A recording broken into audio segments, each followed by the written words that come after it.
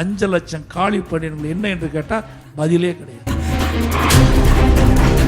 திராவிட முன்னேற்ற கழகம் ஆட்சிக்கு வந்தா அரசு பணியிடம் 3 லட்சம் காலி பணியிடம். கடந்த சட்டமன்ற கூட்டத்தொடரில் இந்த ஆட்சியில் 50,000 பேருக்கு தான் இந்த அரசு காலி பணியிடங்கள் நிரப்பப்பட்டதாக அறிவிப்பு செய்தார்.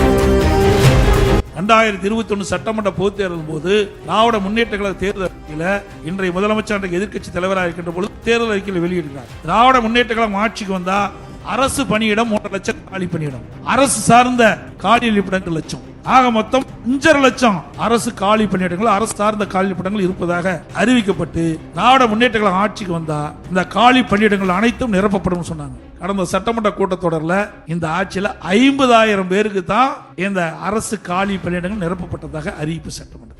இதுவரை இந்த ஆட்சியில் இருக்கின்ற வரை அவர்கள் அறிவிக்கின்ற வரை இந்த 4 ஆண்டு காலத்தில் கடந்த சட்டமன்ற கூட்டத்தொடர் வரைக்கும் 4 ஆண்டுல 75,000 பேர் பணி ஓய்வு பெற்றுட்டாங்க. பணி ஓய்வு பெற்றவங்க 75,000 பேர், பணியில் நியமிக்கப்பட்டவர்கள் 50,000 பேர். ஆனா அதுலயே 25,000 பேர் இருக்குது. இவருடைய ஆட்சி காலத்தில் பணி ஓய்வு பெற்றதுக்கும் பணி நியமிக்கப்பட்டும் இரண்டும் கணக்கிட்டுங்களா 25,000 பேர் பாக்கி இருக்குது. ஏற்கனவே அறிவிக்கப்பட்டவாறு 5 லட்சம் காலி பணியிடங்கள் என்ன என்று கேட்டா பதிலே கிடையாது. இதையெல்லாம் மாணவர்கள் தெரிந்து கொள்ள வேண்டும். நீங்க படித்து பட்டம் பெற்றவர்கள், இன்னைக்கு பல பேர் வேலைக்கு போயிருக்கிறீங்க, பல பேர் படித்து வேலை எதிர்நோக்கி கொண்டிருக்கின்றீர்கள். இந்த அரசு காலி பணியிடங்கள் நிரப்பப்பட்டால் அவர்களுக்கு வேலை வாய்ப்பு கிடைக்கும். அதற்காக இந்த கருத்து சொல்றேன். இங்க வரி புரிந்து சிறப்பான கருத்துக்களை எங்களோடு கலந்து பேசி உங்களுடைய உணர்வுகளை தெரிவித்த அத்தனை பேருக்கும் என்னுடைய மனமார்ந்த நன்றி.